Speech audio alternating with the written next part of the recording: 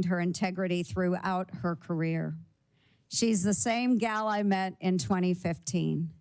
She always makes time for our old, broken warriors.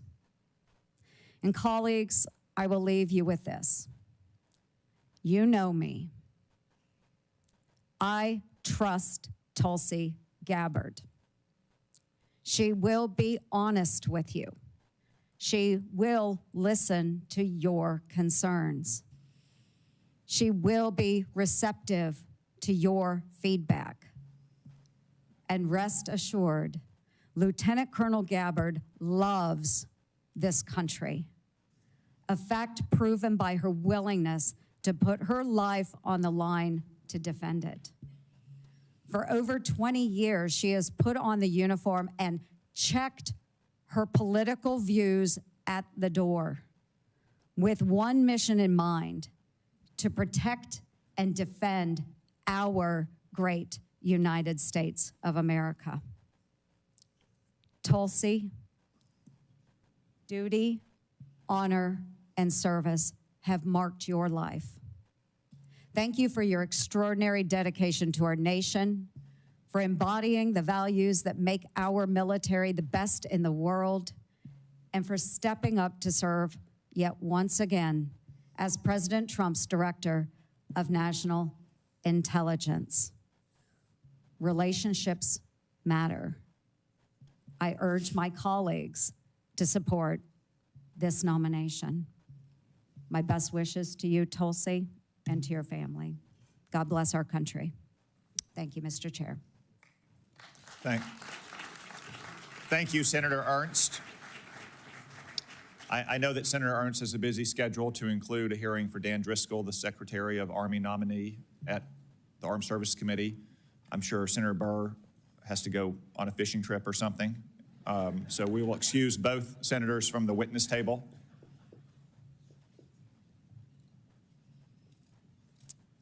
Ms. Gabbard, before we move to your opening statement, it is the custom of the committee to ask a series of obligatory questions to all nominees.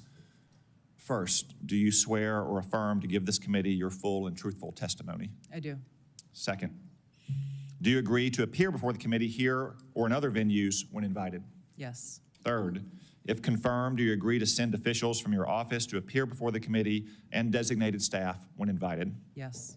Fourth, do you agree to provide documents or any materials requested by the committee in order for it to carry out its oversight and legislative responsibilities? I do. Fifth, will you ensure that your office and your staff provide such material to the committee when requested? Yes. Sixth, do you agree to inform and fully brief, to the fullest extent possible, all members of this committee on intelligence activities and covert actions rather than only the chairman and the vice chairman? Yes. Thank you for those answers, Ms. Gabbard. We now welcome the opportunity, finally, to hear from you in your own words. Thank you very much, Mr. Chairman. Before I begin, I too would like to start by offering my prayers and condolences to those who were killed in last night's horrific crash. Senator Warner, Senator Moran, our condolences and prayers are with you and all of your constituents. Again, Chairman Cotton, Vice Chairman Warner, and all of the members of the committee, it's an honor to be here before you today. I've appreciated the opportunity to meet with so many of you and address your questions and concerns before today's hearing. I know they've gone, but I'm grateful to Senators Burr and Ernst for their trust and their confidence in taking time to join us here today. To my husband, Abraham, my family, friends, fellow veterans, Medal of Honor recipients, and patriots, thank you for your love and support. I'm honored and grateful to President Trump for his trust and confidence in nominating me to serve our country as the Director of National Intelligence at a time when trust in the intelligence community, unfortunately, is at an all-time low. Chuck Schumer admitted a few years ago, quote, "You take on the intelligence community, they have 6 ways from Sunday at getting back at you." For too long, faulty, inadequate, or weaponized intelligence have led to costly failures and the undermining of our national security and God-given freedoms enshrined in the Constitution. The most obvious example of One of these failures is our invasion of Iraq based upon a total fabrication or complete failure of intelligence. This disastrous decision led to the deaths of tens of thousands of American soldiers, millions of people in the Middle East, mass migration, destabilization, and undermining of the security and stability of our European allies, the rise of ISIS, strengthening of al-Qaeda and other Islamist jihadist groups, and strengthening Iran. Here are just a few other examples. The American people elected Donald Trump as their president not once but twice, and yet the FBI and intelligence agencies were politicized by his opponents to undermine his presidency and falsely portray him as a puppet of Putin. Title I of FISA was used illegally to obtain a warrant to spy on Trump campaign advisor Carter Page, using a Clinton campaign-funded false dossier as their so-called evidence. Biden campaign advisor Tony Blinken was the impetus for the 51 former senior intelligence officials' letter dismissing Hunter Biden's laptop as disinformation specifically to help Biden win the election. Former DNI James Clapper lied to this committee in 2013, denying the existence of programs that facilitated the mass collection of millions of Americans' phone and internet records, yet was never held accountable. Under John Brennan's leadership, the CIA abused its power to spy on Congress, to dodge oversight, lied about doing it until he was caught, and yet has never been held responsible. Under Biden, the FBI abused its power for political reasons to try to surveil Catholics who attend traditional Latin Mass, labeling them as quote-unquote radical traditionalist Catholics. Personally, just 24 hours after I criticized Kamala Harris and her nomination, I was placed on a secret domestic terror watch list called Quiet Skies. Sadly, there are more examples. The bottom line is this must end. President Trump's re-election is a clear mandate from the American people to break this cycle of failure, end the weaponization and politicization of the intelligence community, and begin to restore trust in those who've been charged with the critical task of securing our nation. If confirmed as DNI, I will do my very best to fulfill this mandate and bring leadership to the intelligence community with a laser-like focus on our essential mission, ensuring the safety, security, and freedom of the American people. As the President's principal intelligence advisor, I'll begin by leading by example, checking my own personal views at the door, and committing to delivering intelligence that is collected, analyzed, and reported without bias, prejudice, or political influence. I enlisted in the Army because of the horrific terrorist attack on September 11th and volunteered to deploy to Iraq in 2005, where I served in a medical unit. After nearly 22 years in uniform with 3 combat deployments to the Middle East and Africa, I'm now a lieutenant colonel in the U.S. Army Reserve, where I serve as a battalion commander of soldiers in Oklahoma, Missouri, and Arkansas. I served in Congress for 8 years on the Homeland Security, Foreign Affairs, and Armed Services committees. And it's my experience in the military and in the halls of Congress that have given me a deep understanding of the complex challenges that our nation faces, in both roles engaging with world leaders, in both roles being privy to highly classified intelligence. So I know firsthand how essential accurate, unbiased, and timely intelligence is to the President, to Congress, and to our warfighters. I also know the heavy cost of intelligence failures and abuses. Senator Collins, you led the creation of ODNI specifically to address those intelligence failures of 9/11 and Iraq's so-called WMDs. The need for the ODNI under strong leadership still exists today. If confirmed, I'll bring my experience and fresh eyes to leading the intelligence community. And my day one priorities will be to assess the global threat environment, identify where gaps in our intelligence exist, integrate intelligence elements, increase information sharing, and ensure that unbiased, apolitical, objective collection and analysis to support the President and policymakers' decision-making occur. I'll work to end the politicization of the intelligence community and ensure there is a clear mission focus in the IC on its core mission of this unbiased, apolitical collection and analysis of intelligence to secure our nation. I'll work to rebuild trust through transparency and accountability. This is a national security imperative.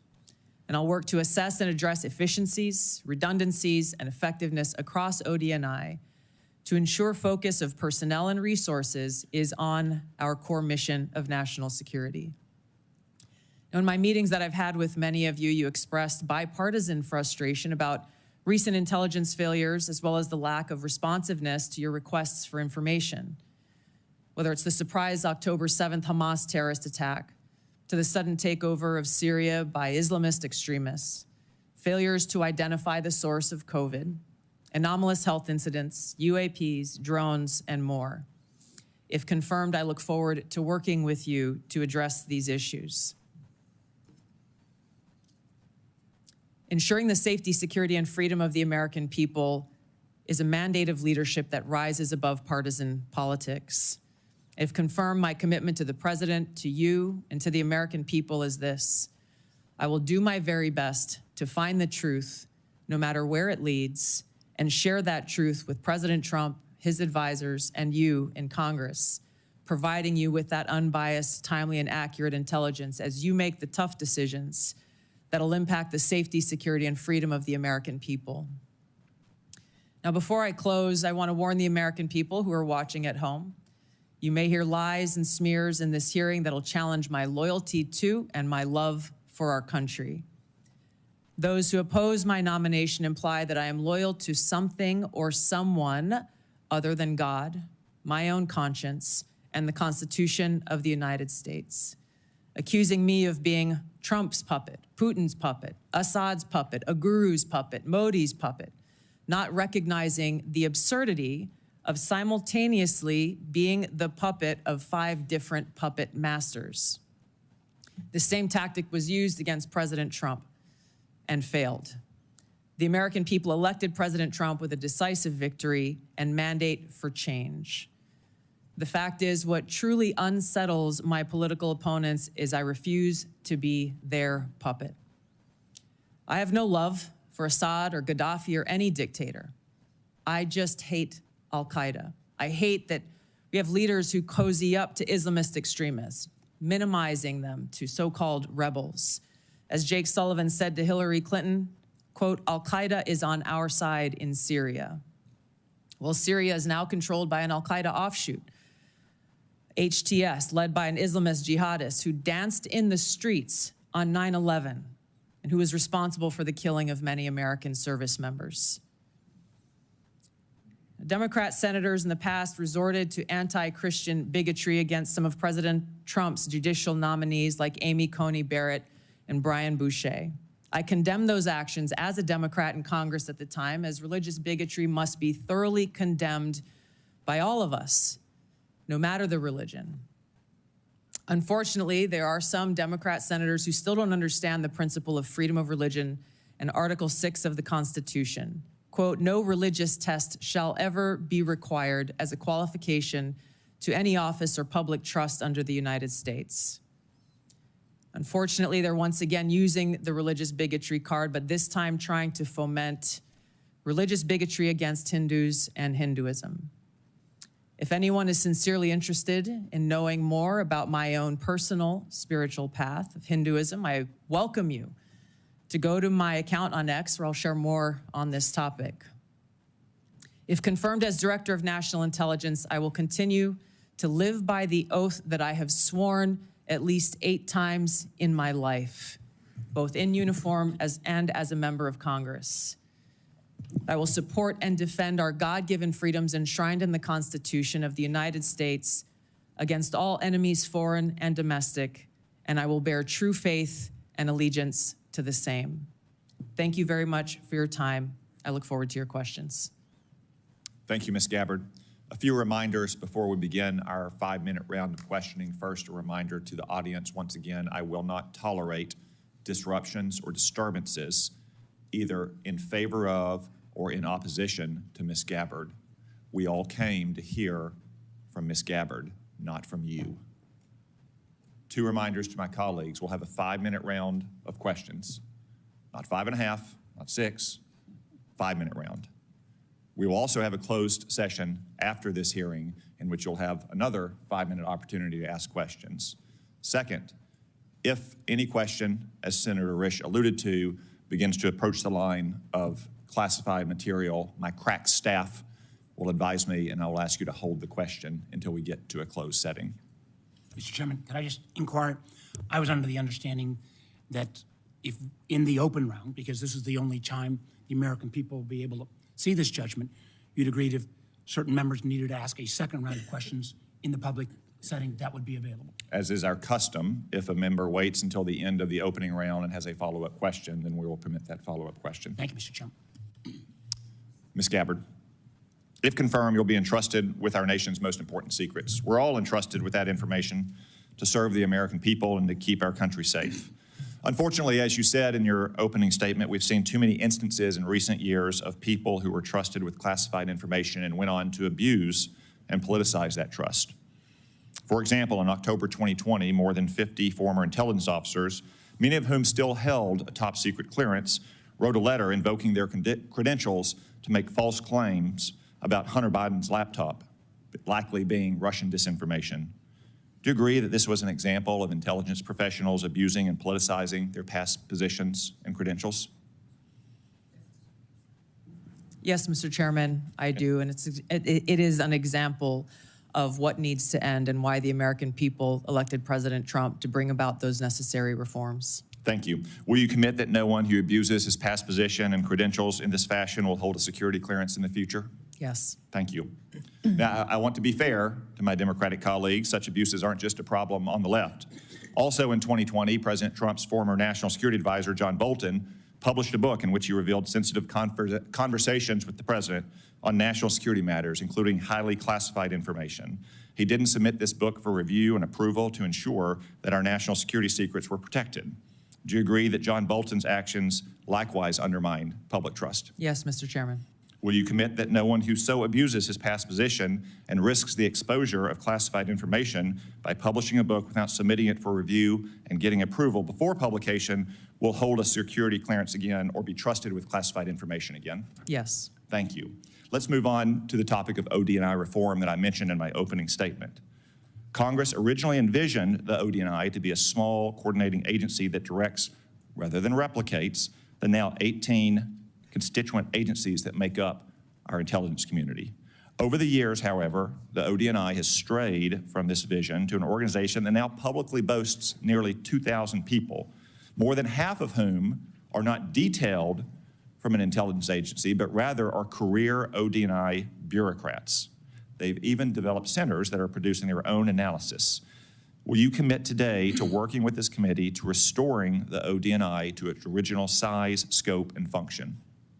Yes, Senator, I look forward to working with you and the committee as I, if confirmed, assess the current status of who is working in the ODNI and the function that they fulfill to make sure of its effectiveness and elimination of redundancies and bloating. Thank you. Do you support some of the policy proposals I mentioned in my opening statement about capping the size of the ODNI, eliminating ODNI taxes, returning employees back to their home agencies to do real intelligence work? Yes, Senator, I look forward to working with you as we assess where the ODNI needs to be in order to fulfill its core mission and function. Thank you. And in your preparation for this hearing and this important responsibility, have you developed any thoughts that explains the mission creep and the empire building that we've seen at the ODNI in recent years? Yes, Senator, I've had the opportunity to review the history of the ODNI, to speak to Ambassador Negroponte, the first Director of National Intelligence, as well as others who have served in this position. I think there are a number of contributing factors to the creation of centers, or not centers, but offices like the recently eliminated Office of DEI within ODNI, and other areas where I need to go in and assess the replication and the duplication of responsibilities that exist elsewhere and some of the other intelligence elements that ODNI has oversight over. Thank you. Colleagues, I will lead by example and yield back 1 minute of my time and recognize the Vice Chair. Well, thank you, Mr. Chairman. That is a first. Ms. Gabbard, let me be clear, at least in my views. I salute your service to our country. But I have serious doubts about your judgment. And those are some of the areas that I want to pursue. First, until you are nominated by the president to be the DNI, you consistently praise the actions of Edward Snowden. Some who, I believe, jeopardized the security of our nation and then, in an effort to flaunt that, fled to Russia. You even called Edward Snowden, and I quote here, a brave whistleblower. Every member of this committee supports the rights of legal whistleblowers. But Edward Snowden isn't a whistleblower. And in this case, I'm a lot closer to the chairman's words, where he said Snowden is, quote, an egotistical, serial liar and traitor who, quote, deserves to rot in jail for the rest of his life. Ms. Gabbard, a simple yes or no question. Do you still think Edward Snowden is brave? Mr. Vice Chairman, Edward Snowden broke the law. I do not agree with or support with all of the information and intelligence that he released, nor the way in which he did it. There would have been opportunities for him to come to you on this committee or seek out the IG to release that information. The fact is, he also, even as he broke the law, released information that exposed egregious, illegal, and unconstitutional programs that are happening within our government that led to serious reforms that Congress undertook. Chairman, we got 5 minutes. So I take your answer, and these are your quotes. Brave, please join my bipartisan legislation calling for charges to be dropped against him. Do you disagree that legislation was not appropriate? Do you believe he is brave or not? Yeah, back those words? Once again, Senator, Edward Snowden broke the law. He also released information we agree that Edward Snowden that exposed the United States government's illegal your programs. Legislation and your words are still your beliefs. Yes or no, please. I'm making myself very clear. Edward Snowden broke the law.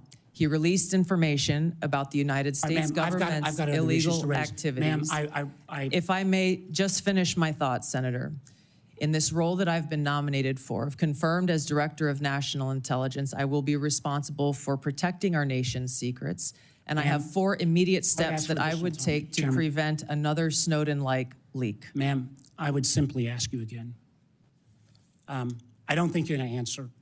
I agree with Tom Cotton, he's a traitor. You, for years, until you got chosen by President Trump, have celebrated this guy as brave. You've called for him to be pardoned, for his charges to be dropped. I cannot imagine a director of national intelligence that would say that kind of behavior is okay. How would we maintain the trust of the IC and the contractors who work for it? How would we maintain the trust of our Five Eyes partners? I find it very troubling. Let me move to 702. I know other members are going to raise this. Remember, the 702 is critical to our national security. 60% of the president's daily brief, 60% of the information President Trump gets every day in a PDB will come from this. You've had a long history of opposing 702. Many members of Congress have. But one of the things you actually done that not many have is not to reform it, but you actually said you wanted to repeal it. But now, whether it's confirmation conversion or whatever, you call 702 vital. And I'm quoting, because of significant FISA reforms have been enacted since you left Congress. Ms. Gabbard, what are the reforms that have led you to now support 702? In the short time that I have, Senator, I will just note that my actions in legislation in Congress were done to draw attention to the egregious civil liberties violations that were occurring at that time. Ms. Gabbard, Ms. Gabbard, I ask you a question. Please give me the courtesy of responding. You said the reforms now make you support it. What can you cite? Which reforms? There are a number of reforms to include in the getting new bill, rid in the new law, that, right? That all of you and your wisdom. Ms. Gabbard, my time is getting short, but I got to just tell you, after the reforms were passed into law in April of 24, you went on Joe Rogan's podcast in May. The bill is now law. And you said, quote, This bill took an already bad problem and made it many, many times worse. Again, in my mind, this is a question of judgment. 702 is critical. I appreciate this late conversion, but I'm not sure I buy it because you've had such a consistent position. Again, I know my colleague's going to raise these, but rather than standing up to dictators like Putin and Assad, you've sometimes amplified his talking points. I mean, I just do not understand how you can blame NATO for Putin's brutal invasion of Ukraine. And when Assad used chemical weapons against his own people, you didn't condemn him, and I can go through all the quotes. You actually questioned Americans' intelligence. Now, you mentioned a lot about trust. And one of the things that I'm so proud on this committee is, my friend Senator Burr said, we always follow the truth. I say on this committee, it's the most valuable work I do in the Senate, we have a bipartisan approach to intelligence. I think we have worked to try to keep the intelligence community and earn their trust, and frankly, earn the trust of the American people. But I, respectfully, ma'am, I just don't believe on your judgment and credibility issues that this is the appropriate role that you should take going forward. Thank you, Mr. Chairman. Senator Collins. Thank you, Mr. Chairman. Ms. Gabbard, Edward Snowden does stand out as having done particularly grave harm to our national security by revealing top secret information, including sensitive sources and methods, thus jeopardizing agents in the field. So let me ask you a question.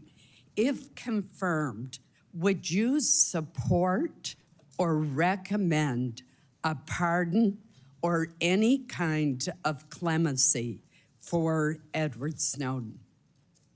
Thank you for the question, Senator Collins. If confirmed as the Director of National Intelligence, my responsibility would be to ensure the security of our nation's secrets and would not take actions to advocate for any actions related to Snowden. So the answer is no. Is Correct. that correct?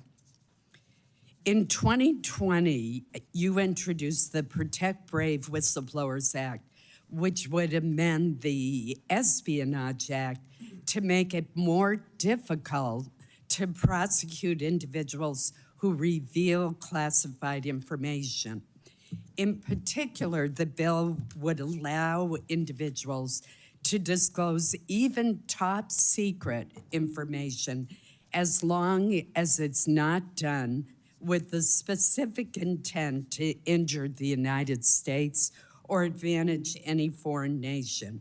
Your bill would also have created an affirmative defense if public disclosure of classified information were made for several reasons, one of which was to expose gross waste of funds. I strongly oppose this legislation, which would hamper our ability to prosecute people who give our adversaries classified information.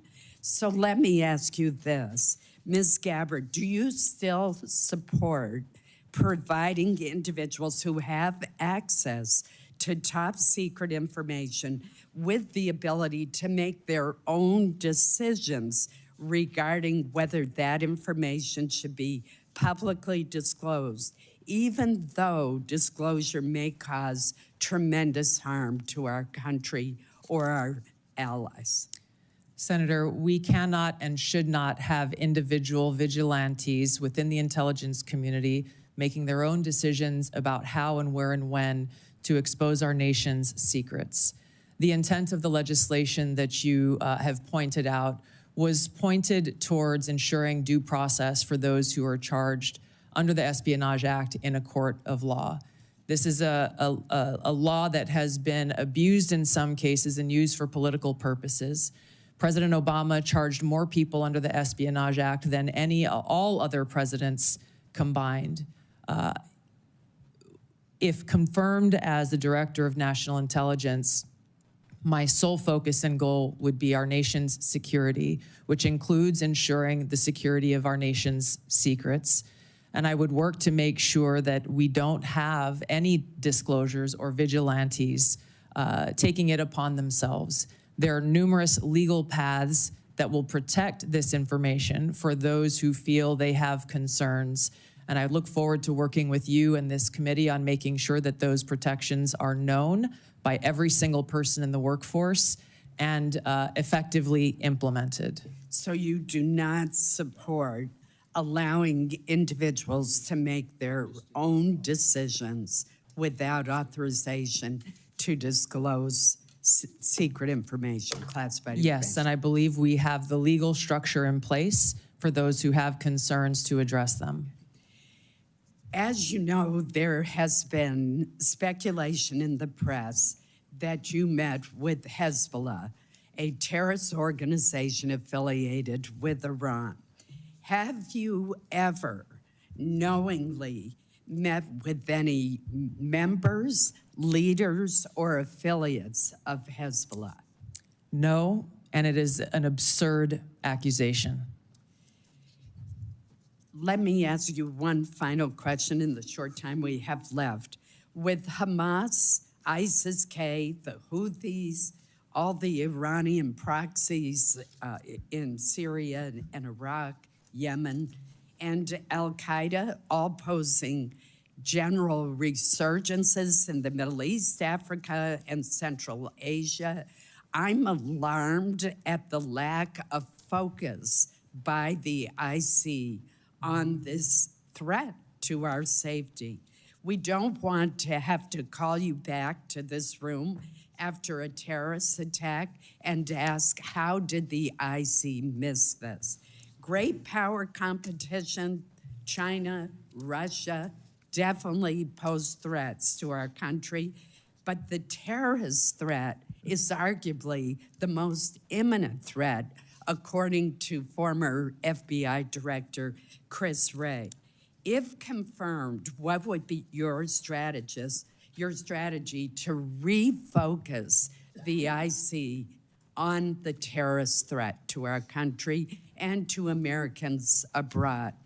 Thank you, Senator. I agree with your assessment, and this speaks to the need for the ODNI to exist, to redirect those resources, identifying the gaps in intelligence so that we are able to get ahead of these threats instead of coming around after the fact and trying to assess why did we not know about this sooner so that we could have taken action to prevent it. Thank you. Senator Wyden. Thank you very much, Mr. Chairman. Welcome, Ms. Gabbard. Thank you. I am going to try to get 4 questions in, so I'll be brief, and if you can reciprocate, that would be very much appreciated. We've been talking about Section 702, the Foreign Intelligence Surveillance Act, and I believe it's critical that the DNI support additional reforms to protect the privacy of law-abiding Americans. In your written response to committee questions, you wrote, and I quote, "Warrants should generally be required before an agency undertakes a U.S. person query of Section 702. Is this your current position?" Yes, it is, Senator. And as you'll note in that written response, I noted some exigent circumstances with which there may be other options. But I also want to make a note that a simple warrant requirement is ultimately going to be a policy decision that all of you will make. I would point to history, to some examples. Time is short. I'm glad you answered in line with your written answer that you support a warrant. Section 702 also involves a huge loophole now that was included recently that could allow the government to force anyone with access to a Wi-Fi router or cable box to secretly participate in the warrantless surveillance program. Do you support, as I do, eliminating this language?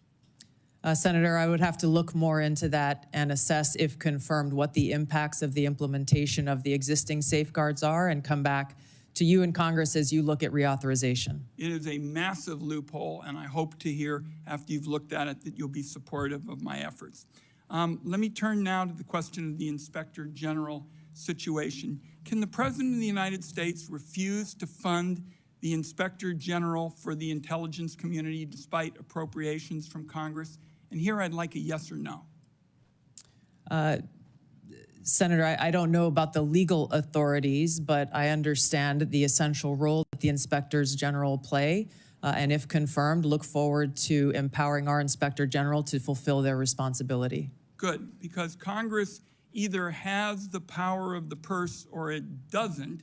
And I think in your answer to me, you recognize that you have an independent obligation to follow the law. I think that's a constructive answer. Let me turn now to the matter of spying on journalists. You wrote in your response to the committee questions that you support the Biden administration Department of Justice's policy restricting the collection of reporters' records, and you called for the codification of those restrictions. Will you reconfirm that position this morning? I believe strongly in the First Amendment, which protects a free press. So you will, in effect, say that you will continue to support the Biden administration policy to protect journalists? I'm not familiar with the specific Biden administration policy, but I believe strongly in the defense of the First Amendment. It is a policy that restricts the collection of reporters' records, and you have called for the codification of those records, so I am going to accept that you're not changing your position, and I appreciate it. I've got time, I think, for one more question. While you were in Congress, you introduced legislation prohibiting the government from mandating that Americans' phones or apps include mechanisms to allow the government to bypass encryption or other privacy technology. In your written responses to the committee questions, you reconfirmed your opposition to these mandates. Is that still your position? Yes, these back doors lead down a dangerous path that can undermine Americans' Fourth Amendment rights and civil liberties. You are being very helpful by moving so quickly. Let me turn to whistleblowers. You wrote in your response that whistleblowers must have clear, protected channels to report concerns, including the unauthorized transmittal of classified information to appropriate entities such as members of Congress. Do you agree that IC whistleblowers must have a clear path to this committee and that they don't need permission from agencies to talk to us? That's a yes or no. Senator, the answer is clearly yes. I would like to state a few other actions I would take if confirmed as Director of National Intelligence is, number one, make sure that we don't have illegal and unconstitutional programs within the intelligence community, making sure that we enact security clearance reform to limit access to our nation's top secrets, make sure that every single person in the workforce understands their rights as whistleblowers and the legal channels to take, which would include coming directly to you as members of Congress, as well as establishing a direct hotline to myself should they choose to take that path. One last question, if I might. Would you support the declassification of the committee's full report on the CIA's torture program? Senator, I believe in transparency. I have not seen this, and so cannot make an honest assessment for that answer. Thank you, Mr. Chairman. Senator Cornyn. Welcome, Ms. Gabbard. Congratulations and thank you for your service to our nation. I hope you will take to heart the chairman's comments about the exploding bureaucracy, not only in the government generally, but in the office of the Director of National Intelligence. This is a critical role to be played, but unfortunately that role is not made easier or more effective by such a large, unwieldy bureaucracy. Do you believe that the President of the United States should get all of the lawfully collected intelligence that's available in order to inform his judgments as Commander-in-Chief? Senator, not only is the answer a strong yes, I would say that it is the Director of National Intelligence responsibility to make sure that the President has access to all the intelligence so that he can make the best informed decisions for our country. And you will be the one actually briefing him on a daily basis, correct? That's correct. And the President's daily brief, and we've heard that that is composed of about 60% of it's composed of information gleaned by collection under Section 702 of the Foreign Intelligence Surveillance Act. I've heard your comments to Senator Wyden and others. You and I talked about the importance of getting dissenting views in front of the President so that we don't have groupthink, which can be very dangerous, particularly in the intelligence collection areas. And I appreciate your agreeing that presenting the policymakers, including the president, with dissenting views is very important. Are you aware that overwhelmingly the courts that have looked at a challenge to Section 702 based on the Fourth Amendment and any potential warrant requirement have overwhelmingly said that the Fourth Amendment is not implicated by search of lawfully collected intelligence? I am aware, yes, Senator. And do you disagree with that? What I began to say in answer to Senator Wyden's previous question on this issue is, number one, the decision about a warrant requirement will be yours to make, not mine as the Director of National Intelligence. You'll be the Director of National Intelligence, and people will be wanting to hear from you about what we should do as policymakers. Admittedly, you're not going to be a policymaker, but you certainly will inform us. And wouldn't you do agree that the courts have overwhelmingly held that a warrant is not required, correct? Yes, Senator, I'm aware of the court rulings. What my commitment is to make sure that we uphold the Fourth Amendment rights of Americans in protecting against unlawful seizure and search. There are many different ways to do this. The devil is in the details. There are examples of how even in situations under Title I where a warrant is required to surveil a U.S. person. Title I is different. I agree. Correct. I agree with you on that. But my point, Senator, if I may just finish. Excuse me. If that was misused in the case of Carter Page, and basically an FBI lawyer lied in order to secure that warrant. Which is why there are safe. What would be necessary to be shown in order to establish probable cause to a judge in order to obtain a warrant? Again, Senator, that's not for me to say. That would be for you all to decide and for the Attorney General to weigh in on. Do you know what the elements of probable cause are and whether that's a practical and workable solution? This is the center of the debate, the high standard of probable cause that's required to get a warrant, and why this will continue to be a conversation, again, with the Attorney General weighing in and all of you in Congress making this policy decision. The CIA director, John Ratcliffe, said during his testimony before this committee that he believed that a warrant is not only required by law, but is actually impractical. Do you disagree with that or agree with that? I will be in a better position to make an assessment on the practical implications of this if confirmed as DNI. My commitment remains to uphold the Constitution and Americans' Fourth Amendment rights. Where would the warrant be sought?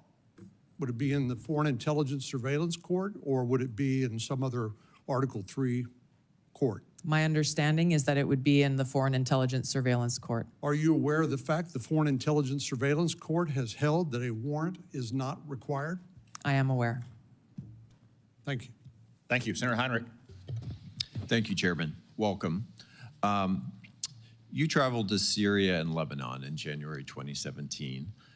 Bassam Kawam personally paid for that trip, and Bassam and his brother Ilyas accompanied you to both Lebanon and Syria. The Kawam brothers have links to the Syrian Social Nationalist Party, an ally of Hezbollah. And in fact, in 2008, the Syrian Social Nationalist Party participated in the assassination of a former Lebanese prime minister and assisted Hezbollah in Beirut. When did you become aware of the links between the Kawam brothers and the Syrian Social Nationalist Party? Senator, thank you for your question. Just a point of clarification. I paid for my own expenses and travel on that trip. I was not aware of any accusations of these two Lebanese Americans associations until after the trip occurred. And that's when you reimbursed? Correct. Correct. Not because of, I wanted to make sure that there were no perceived conflicts of interest. I addressed this specific question to these Lebanese Americans who had organized the trip, and they vehemently denied any associations with that group. There is not a great deal in the public record about what you and Syrian dictator Bashar al-Assad discussed for so long in January of 2017. And I think there's a great deal of interest from the American people about what was discussed in that meeting. So what did you talk about? And did you press Assad on things like his use of chemical weapons, systematic torture, and the killing of so many Syrians? Yes, Senator. Upon returning from this trip, I met with people like then Leader Nancy Pelosi and Steny Hoyer, talked to them and answered their questions about the trip. And quite frankly, I was surprised that there was no one from the intelligence community or the State Department who reached out or showed any interest whatsoever in my takeaways from that trip. I would have been very happy to have a conversation and give them a back brief. I went with former Congressman Dennis Kucinich, who had been there many times before and who had met with Assad before. A number of topics were covered and discussed, and to directly answer your question, yes, I asked him tough questions about his own regime's actions, the use of chemical weapons and the brutal tactics that were being used against his own people. Were you able to extract any concessions from President Assad? No, and I didn't expect to, but I felt these issues were important to address. According to your revised trip report, your third meeting in Syria after meeting with Assad and then his wife was with Grand Mufti Ahmad Badreddin Hassoun. Forgive me if I'm not pronouncing that correctly. In an October 2011 speech, the Grand Mufti warned the US and Europe that we will prepare suicide bombers who are already in your countries if you bomb Syria or Lebanon. What was the goal, or what did you accomplish by meeting with Grand Mufti? Yes, Senator, before going on the trip and during my time both in Syria and Lebanon, I made it a point to meet with different religious leaders, both Muslim leaders as well as various Christian and Catholic leaders who were there in the region. I did that both in Syria and in Lebanon to hear from them about what their concerns or thoughts were with regard to the war that was being waged at the time. Were you aware of his threats regarding suicide bombers in the United States? I was not and had not heard that until today. Who vetted the people that you met with on this trip to Syria and Lebanon? The itinerary was created by former Congressman Dennis Kucinich, his constituents who he had traveled with to Syria and Lebanon a number of times before. Some of the individuals that I met with were looked at prior to the trip. Others came up during the trip that were unexpected. Just in complete hindsight, would you view this trip as good judgment? Yes, Senator, and I believe that leaders, whether you be in Congress or the President of the United States, can benefit greatly by going and engaging, boots on the ground, learning and listening and meeting directly with people, whether they be adversaries or friends. Last question. Who do you blame? Who's responsible for the war in Ukraine? Putin started the war in Ukraine. Thank you. Sir Moran, before your questions, I want to extend all of our condolences in particular to you for the loss of life for your fellow Kansans last night in that air crash. Our prayers are with all of your people back home who lost loved ones. Thank you, Mr. Chairman. So many people here and throughout the halls of Congress have been very kind and expressing their condolences, and I appreciate you saying this in this setting just now. Lieutenant Colonel Gabbard, you were asked in your questionnaire about your priorities, and you listed Iran and Hamas and Hezbollah and North Korea. You also mentioned Russia, but the only thing you said about Russia in fully explaining why it's a priority is ending the war with Russia. When you talk about Russia, what are your fears or policy priorities beyond ending the war? How do you see Russia as a threat to the United States? Senator, if confirmed as the Director of National Intelligence, it will be paramount for me to assess where our intelligence gaps may exist so that I can provide the President and all of you with the most accurate full picture of that threat assessment to directly answer your questions. I think that it is a complex environment Russia remains a strategic competitor. There are a number of concerns that have to do with their nuclear weapons, as well as how the decisions and policies that are being made by this body and by the president will impact our own national security, which is my foremost concern. I want to make certain that in no way does Russia get a pass in either your mind or your heart, or in any policy recommendation you would make or not make. Senator, I'm offended by the question because my sole focus, commitment, and responsibility is about our own nation, our own security, and the interests of the American people. In carrying out the responsibilities of the Director of National Intelligence, if confirmed, no country, group, or individual will get a pass in my fulfilling that responsibility of providing that full intelligence picture so that you all can make the best informed policy decisions for the safety, security, and freedom of the American people. You have my commitment to be completely objective, unbiased, and apolitical, and I hope you understand my commitment to our country's interest. I absolutely do. You have answered my question in the manner in which I wanted to hear, that you will do this in an objective manner, provide the information necessary, and that Russia, if it's a threat, you will tell us so and tell us the details of that threat. Yes, Senator. How would you restructure the national intelligence priority framework to better align with President Trump's national security goals? Senator, this is a discussion, if confirmed, I look forward to having with the President and his national security advisor, again, based on the threat assessment and based on the President's priorities.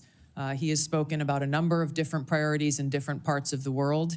I would work with them on that national intelligence priorities framework, which will serve as the foundation for the intelligence elements under ODNI. Any recommendations that you have in mind to make to President Trump in that regard? I want to make sure that any recommendations that I make to the President are fully informed. From where I sit now, I don't believe that I can make those recommendations. I take that responsibility seriously and wouldn't want to shortchange him without first doing the due diligence and work to make sure my recommendations are well-founded. How will you, Lieutenant Colonel, as the DNI, if confirmed, meet the objectivity and political neutrality requirements to ensure that you're telling the White House what they need to hear and not what they want to hear? A follow-up to that is, how will you handle conflicting intelligence reports from the various members of the intelligence community and present a broad intelligence picture to the President? Yeah, thank you for the question, Senator. I hope that you have confidence in my ability to extract politics from what my role will be as Director of National Intelligence, because it's something I've done for almost 22 years now of wearing the uniform, both serving in the National Guard and the Army Reserve, even while holding political office. There is a brick wall between the two, and I have fulfilled that obligation in uniform, as I will as Director of National Intelligence if confirmed.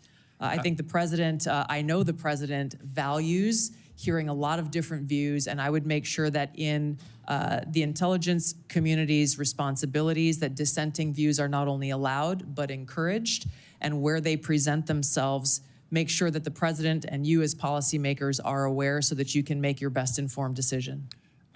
Would you agree with me that bias and prejudice, if it exists any place, exists in both sides of an issue, both partisan sides of this place called Washington, D.C., and the goal, the effort that you will make is to make certain that all the information is presented in a nonpartisan, direct, and manner based upon the facts as known? Yes, Senator, I agree, and you have my commitment. This is essential for the American people and all of you to have faith and trust in the intelligence products that are being delivered. One of the greatest challenges is knowing who's telling us the truth, and we need a DNI who tells the truth. True? Yes, I have a long record of speaking truth to power and would continue that commitment if confirmed in this role. Thank you. Thank you, Senator Moran. Senator King. Thank you, Mr. Chairman. And Ms. Gabbard, I certainly want to applaud and express my appreciation for your service, both in the military and in the Congress. Two very challenging jobs, and I want to thank you for that. I noted that Edward Snowden was in Hawaii, of all places, for a year and a half before he fled to Hong Kong and then on to Russia. Did you ever meet him or have any contact with him during that period, or subsequently with telephone calls, emails, Zooms, contact with he or his lawyers? No, Senator, not at any time have I had contact with Edward Snowden. And you introduced a bill in 2020 that was essentially a pardon. It basically said all charges should be dropped. You had a lot of whereases in that bill. Where did the factual basis for those whereas clauses come from? Senator, if I recall, in that bill, it came from publicly available information. I see. And were you aware that there was a bipartisan committee report from the House Intelligence Committee in 2016 on Snowden's activities? I don't recall specifically at that time, but I am aware of that committee's report and executive summary that was reported publicly. I did not have access to the classified report that summary was based on. Did you read that report prior to filing your bill in 2020? Senator, I don't recall specifically. I remember reading a lot of materials prior to filing that bill. Well, the bipartisan committee report, the first item, Edward Snowden perpetrated the largest and most damaging public release of classified information in U.S. intelligence history. Goes on to say Snowden caused tremendous damage to national security, and the vast majority of the documents he stole have nothing to do with programs impacting individual privacy. But you don't recall ever seeing the work of that committee? I'm aware of those conclusions drawn. Edward Snowden. Were you aware at the time? Yes, I was, Senator. And Edward Snowden broke the law. There's no question about that. He should not have released all of that information that caused that harm. There's no question about that. How many documents did he release? I know that he took over 1 million documents. I don't know specifically how many of those 1 million he specifically released. Well, you stated very unequivocally today, Snowden broke the law, but you introduced a bill in Congress along with Congressman Matt Gaetz to essentially pardon him. So he broke the law, but it wasn't all that serious? Is that what you thought in 2020? I take very seriously upholding our Constitution and have sworn an oath to support and defend that Constitution over 8 times in my life. My statements in the past have been reflective of the egregious and illegal programs that were exposed in that leak. But you ignore the vast majority, as the committee found, bipartisan. I think Devin Nunes was the chair, Adam Schiff was the vice chair. The conclusion was that the vast majority of these things that he released had nothing to do with constitutional rights, the Fourth Amendment, but indeed were enormous compromises of our national security. Senator, I focused on raising concerns around egregious, illegal, and unconstitutional programs that our government was conducting that clearly violated Americans' Fourth Amendment rights.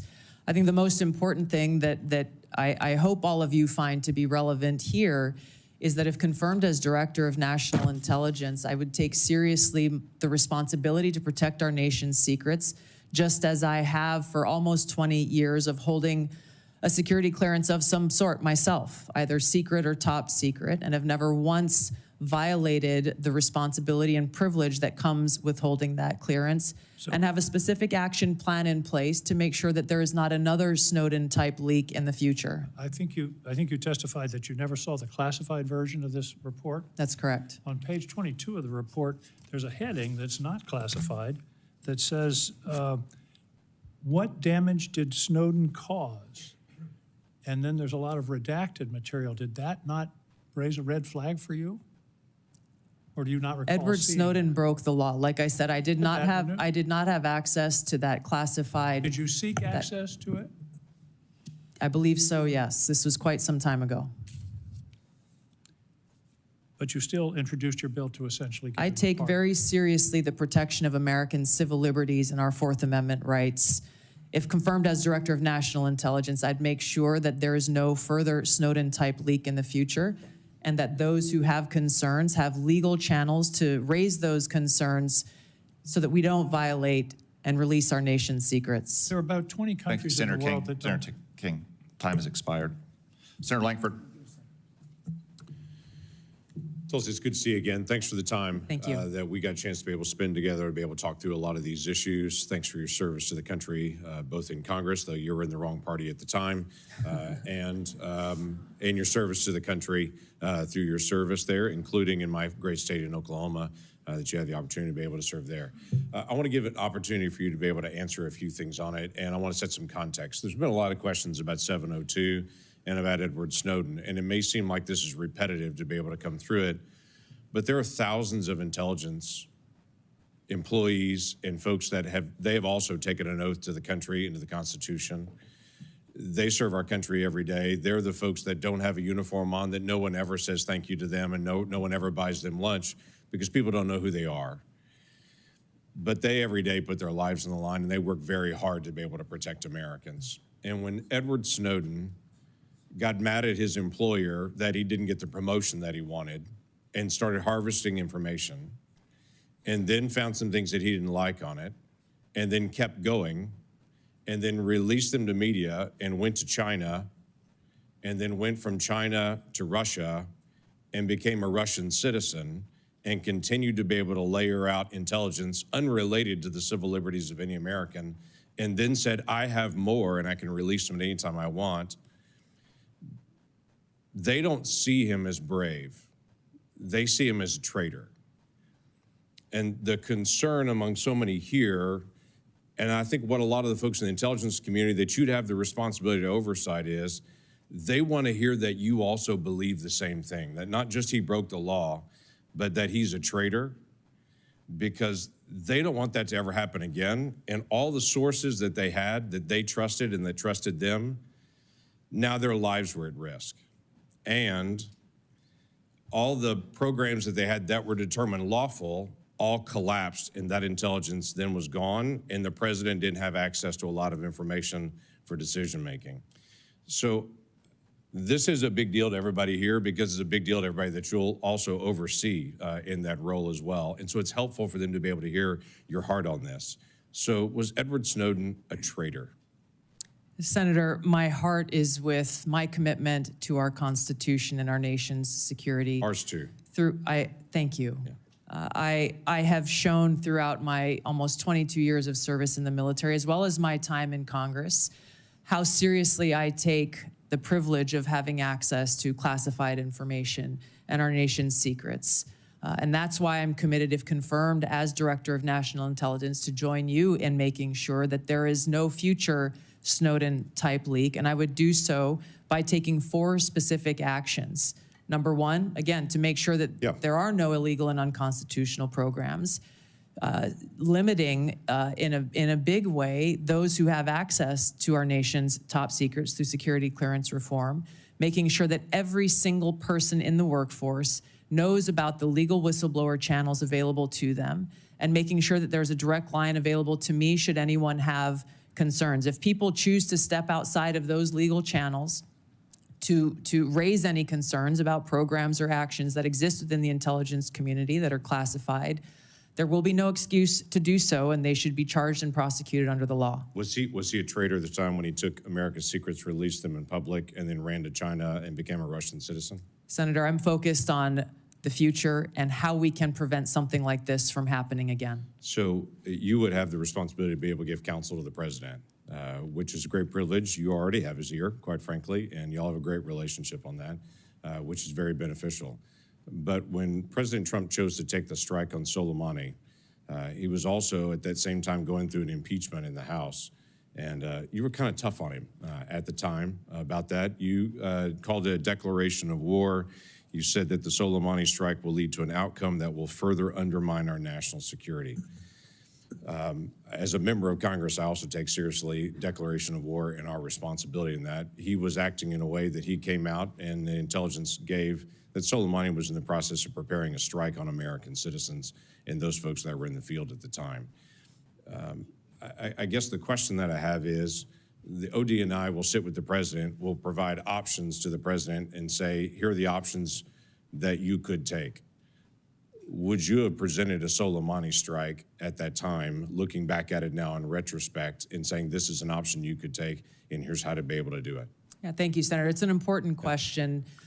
If confirmed as Director of National Intelligence, I would make sure that the President has all of the objective analysis and intelligence reporting so that he can make that best informed decision, including all of the options and actions that he has available to him, which should exist alongside an assessment of what the possible repercussions or responses to those actions may be. My own personal views have no place in that assessment and that providing to the President and his advisors with all of those options available. Thank you, Senator Langford. Senator Bennett. Thank you, Mr. Chairman. I would like to repeat my colleague's question to you. Thank you for being here to answer these questions and for your service. Was Edward Snowden a traitor to the United States of America? Senator, I will also repeat my answer. He broke the law. You said earlier that you were offended by a question that my colleague from Kansas asked, which I think was his duty as somebody on this committee to fulfill his responsibility to advise and consent. We are not here to be a rubber stamp for the President of the United States. So let me ask you again, do you believe, as the chairman of this committee believes, as the vast majority of members of our intelligence agencies believe, that Edward Snowden was a traitor to the United States of America?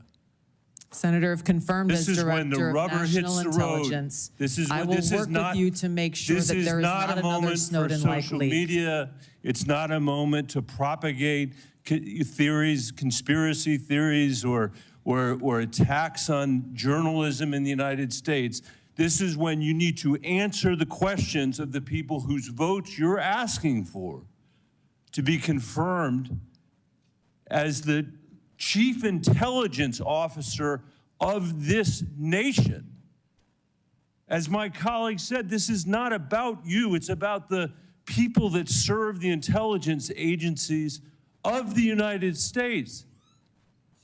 Is Edward Snowden a traitor to the United States of America? That is not a hard question to answer when the stakes are this high. Senator, as someone who has your served answer, in yes uniform, or no, is Edward Snowden a traitor to the United States of America? As someone who has worn our uniform in combat, I understand how critical our national security Apparently is. you don't. Apparently you don't. Let me ask you, I've worked very hard to put your own words here in front of the committee. Not, fake news, not conspiracy theories on the internet, but the actual things that you have said. On February 23rd, 2022, at the very moment that Russian tanks were rolling across the peaceful border of Ukraine for the first time, you tweeted at 11:30 p.m. your time, "This war and suffering could have easily been avoided if Biden administration / NATO had simply acknowledged Russia's legitimate security concerns regarding Ukraine's becoming a member of NATO." Did you say that, yes or no? I believe you're reading my tweet, Senator. Yes is the answer. A few months later, you said on your podcast, and I quoted it, quote, "But this regime change war against Russia that the U.S. and NATO are waging via their proxy in Ukraine didn't begin when Putin invaded Ukraine. They had their eyes set on this objective long before that." Did you say that, yes or no? I believe you're reading my tweet. Thank There's you. a lot the answer more. is yes. You're quoting a podcast that provided much more I'm happy to have a context. conversation with the chairman about whether I'm taking anything out of context. I don't think I am. And your answer is yes. Are you aware that your comments about proxy wars and Russia's legitimate security concerns, to quote your own words, are in alignment with what the Russians have said to justify their invasion of Ukraine? Yes or Senator, no? I don't pay attention to Russian propaganda. My goal is to speak the truth, the answer is no. regardless of whether Thank you like it or not. I'll take it. That's fine. You said you are used to speaking truth to power. Yes. I'm shocked to hear you now say that, you know, you are agreeing. I'm not shocked because I know you said it. You are agreeing that you basically said that Putin was justified in rolling over the peaceful border of Ukraine, the first time since World War II that a free nation had been invaded by a totalitarian state. And you were there at 11:30 p.m. that night to say that you were with them, not us. And let me tell you something. You say you don't know because you don't read Russian propaganda. Russian state TV then aired your comments. Did you know that? Senator, I think you should also quote the statement that I made criticizing Putin for his invasion of Ukraine. What I would say, Mr. Chairman, with the last, it's up to all of us. We're the Senate. We get to decide whether we're going to confirm this nominee. Obviously, we didn't select this nominee. But can't we do better than somebody who doesn't believe in 702? Can't we believe that somebody who can't answer whether Snowden was a traitor 5 times today, who made excuses for Vladimir Putin's invasion of Ukraine, the first time that I'm aware of any American official has done that? I'm questioning her judgment. That's the issue that's at stake here. And as you said, and I totally agree, this is about our intelligence officers. And you cannot answer. Most of what we do here is in secret. This is one of the very few opportunities that you will ever have to have a conversation with this panel in public.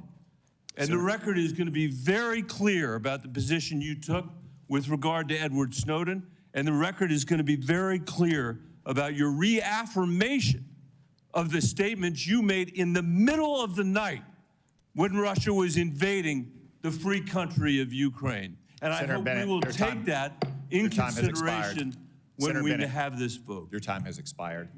I will note that during Senator Bennett's question and answer, there was 2 disturbances in the room. The first sounded like a cell phone. I would ask everyone on both sides of the dais, if you have not silenced or turned off your cell phone, please do so now. The second disturbance was the cries of a small child. We will welcome such disturbances because the cries of an infant are the sound of answered prayers. Senator Rounds. Not only here, but the answered prayers in church when they cry as well, Mr. Chairman. First of all, thank you for your service to our country. I think part of the discussion here, as you can see, we feel very, very strongly about FISA 702. We work with it literally every day. As you can also tell, we have some very, very strong feelings here with regard to the actions of Edward Snowden. I want to come back, and I'm going to give you an opportunity to make any corrections or to make any other comments with regard to both of those issues that have been brought up here. But before I get into that, I want to go back into a little bit of your previous history as well. You did serve as Hawaii's, you served as a congressperson for what, 8 years? Yes, Senator. And during that time, you served on the Armed Services Committee. And during that time period, you did carry a TS-SCI clearance. You worked your way through that time period. You had an opportunity to look at a lot of information. Can you share just a little bit about the way that you've looked at that, not just as a member of the congressional delegation from Hawaii, but also during the time in which you were a lieutenant colonel serving up through and including a battalion commander. Talk about that a little bit, please. Thank you, Senator, for your question. In both of those roles, I had exposure to different sides of how critical our national security is and the unique role that our intelligence community plays in ensuring our national security. My most recent deployment with the military was as part of a joint special operations task force to Djibouti and Somalia, where our mission was to support the Somalis government and military's focus on defeating al-Shabaab, which is al-Qaeda's element there within East Africa. One of the things that we came across there that I hadn't known previously, even having served in Congress for 8 years, because it hadn't been focused on, was how al-Shabaab specifically was the biggest funder of al-Qaeda in the Arabian Peninsula, which again should be of unique concern and interest to our own national security concerns.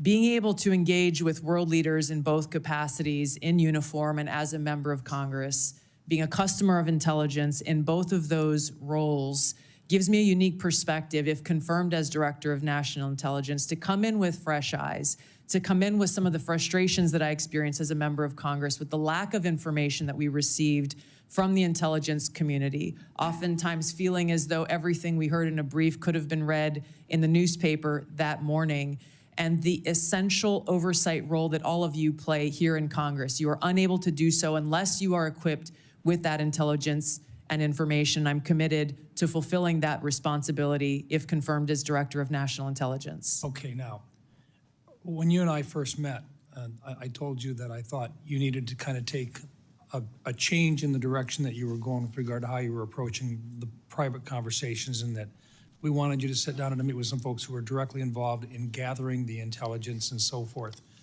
You did that. Yes. And then we came back and we sat back down again. And what those individuals who I had talked to and I asked you to talk with shared with me that they thought that you were a quick study and that you had the opportunity to look at a number of the issues that this committee considers to be extremely sensitive, and 702 in particular.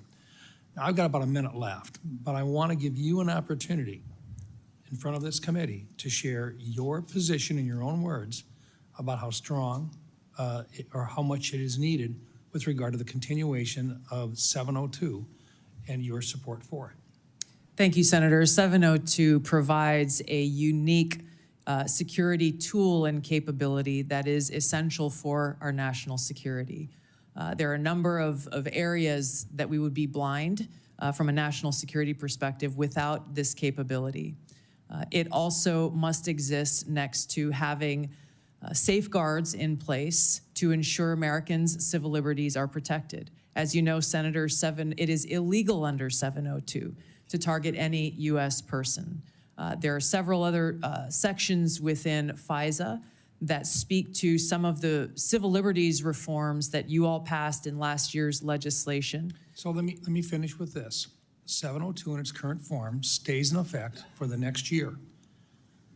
You would agree that there were reforms made which fixed a number of the items that you had a problem with in the first place. Is that correct? It's correct, Senator, and some of those reforms that you enacted were a specific to some of the legislation that I introduced back when I was in Congress, such as prohibiting the abouts collection as well. Thank you. Thank you, Senator Round. Senator Gillibrand. Thank you, Mr. Chairman. Thank you, Ms. Gabbard, for your service, both in Congress and in our U.S. military. I want to talk to you a little bit about your perspectives on China. How do you view China in your national security role? Our relationship with China is one that is complex, given how closely our economies are linked. There are a number of challenges and threats that need to be navigated with respect to China, some of which have come up most recently with this very serious cyber exploitation in Salt Typhoon and Volt Typhoon that seemingly took us by surprise in the compromising of our major telecom companies and an area of significant and great concern. So some of your past statements that are relevant to China are concerning because I don't think it fully appreciates China's perspective towards the United States. For example, with regard to TikTok. Your past statements have essentially said that requiring domestic ownership of TikTok is a violation of civil liberties, and the national security concerns are complete BS. Can you explain why you have this view on TikTok?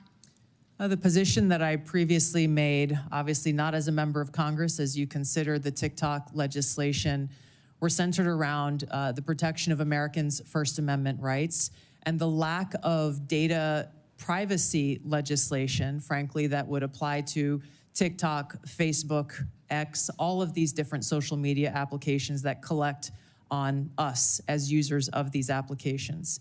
There were other provisions within that legislation that granted very vague and grandiose authorities to the president on deciding which private companies are or are not a national security threat. So let's talk about China specifically, because this is where I want to make sure you understand what's at stake. We've had concerns over many years that when China owns infrastructure, it can manipulate that infrastructure. It can use it for spying. It could use it, turn it on or off. And you've actually addressed some of the most recent cyber attacks that we believe China had relevant participation. The challenge is if China owns TikTok, it means they can spy on the United States, on the American people. It can take all the data from our children. It can change the narrative about what people are talking about through their algorithms. If it wants to create misinformation or malign foreign influence, it's very easy. So can you understand why it's so important that we require domestic ownership of TikTok? I understand the concern, Senator. I would just reiterate some of my concerns that I stated in the past about how this really is an issue about data privacy, because so much of what is collected by all of these, even U.S.-owned companies, can be sold to any country. I get it, and that is a bigger issue for Congress to wrestle, and I am all in for that conversation. But I want you to appreciate China. What is your view with regard to Taiwan? Do you think it is something that your intelligence efforts will understand how important our relationship is with Taiwan, specifically on chips manufacturing? I think President Trump has most recently decided to have a 100% tariff on all chips from Taiwan. And your statements, particularly about the bill we passed, the CHIPS Act, to make sure that domestic production is invested in, and so that we have that supply chain, and so we have that national security. But your public statements about the CHIPS Act have been very negative and don't seem to appreciate how important that independence is for our national security, to be beholden to China, to be beholden to Taiwan, to be in a place where we can't do our own national intelligence. Yes, Senator, I fully support the investment in building and strengthening our own domestic capabilities. If I recall, that legislation had a lot of other provisions in it that had nothing to do with the production of our own capability, and I felt were a distraction away from and a potential obstacle towards achieving that. So you will recommend to the president that we continue to invest in the semiconductor industry in the United States for our own independence as well as our own national security? Yes, Senator, and I would base my recommendations on a number of these, all of these issues, if confirmed as D&I, based on the full assessment of the intelligence picture so that the president understands the ramifications and the potential cost towards any one of these policy positions that he will make and all of you will make. And last, I want to return to the Soleimani strike. At the time, you said it was illegal, that President Trump did was illegal, would cause very significant problems down the line. What is your position on that strike, and will you be able to advise the president in future issues with regard to national security? Those broader issues that I raised with regard to war powers, I have been consistent on. I didn't have access to all of the information behind that strike at the time, and my concerns were that that may be an escalatory action. President Trump was right. There was no escalation beyond that, and his policies towards Iran turned out to be very effective for our own national security. Thank you, Senator Gillibrand. Do you disagree with the president taking away the protection for those who are now being targeted in retaliation for the Soleimani strike, such as previous Secretary Pompeo? Senator, I can't answer that without being able to look at the intelligence assessment and the threat assessment for that or other decisions. Thank you, Senator Gillibrand. Senator Young. Tulsi, good to see you. We had a nice visit in the office. Thank you. Appreciate you being here today. It was clear from that visit in the office that we share a lot of concerns about ill-advised foreign regime change interventions, about the weaponization in certain instances of our domestic law enforcement and intel authorities. Let me talk about something, Edward Snowden, on which we may not agree. It's been recognized he fled overseas with the numbers 1.5 million classified documents. He shared them with the press. He absconded to China and Russia. Do you have any response to the bipartisan findings of the House Intel Committee, which stated that, quote, Snowden caused tremendous damage to national security, unquote, including to military, defense, and intelligence programs of great interest to America's adversaries. I'll give you an opportunity to respond, hopefully briefly. Thank you, Senator. As I've said before, Edward Snowden broke the law, and I do not agree with how he chose to release information and the extent of the information and intelligence that he released. It's my focus on the future, and I think we can all agree that we do not want to have another Snowden-type leak, and I've laid out specific actions, if confirmed as DNI, to do that. Okay. Well, it's notable you didn't say, yes, it clearly hurt in various ways our national security. The same House committee also reported that based on DoD assessments, should the Chinese or Russians access certain documents relating to DoD capabilities that we know Snowden stole, quote, American troops will be at greater risk in any future conflict, unquote. Do you have any reflection on this assessment? I would be very concerned about that. I have not had access to the information or intelligence that led to that assessment, but anything that puts our men and women in uniform unnecessarily at risk should be a grave concern. Yeah. I share that sentiment as a former Marine Corps intelligence officer. When we find that Americans, whether private citizens or contractors or uniformed personnel, have shared sensitive designs about military technology or plans to a foreign government, however well-intentioned, we rightfully throw the book at them. Snowden did just that, yet you have argued, and many times, that he should be pardoned. You introduced legislation, as has been discussed here. He's been able to publicly hide, as I see it, behind this facade of being a so-called whistleblower. But he likely endangered American lives through his actions. So as the leader of the intelligence community, how would you think you would be received based on some of these past actions to support or even to pardon Edward Snowden? Rank and file intelligence analysts and intelligence professionals. How do you think it'll be received? I'm grateful, Senator, to have received letters of endorsement and support from many current and former individuals who've worked within the intelligence community, those who've worked or are still working within our military, because I believe they trust that my goal, my sole goal and interest is in our nation's security and upholding our oath to the Constitution. And they trust that if confirmed as Director of National Intelligence, I will take the very specific steps that I have laid out in informing every single person within the intelligence community about the legal pathways they have to blow the whistle or to bring any concerns to the forefront, to include coming directly to members of Congress, to limit access so that we don't have people who are E3s or E4s or people in any situation taking it upon themselves to release classified information, giving them a direct line to me to once again make sure that we are all fulfilling our responsibility to ensure our national security and uphold our Constitution. Thank you.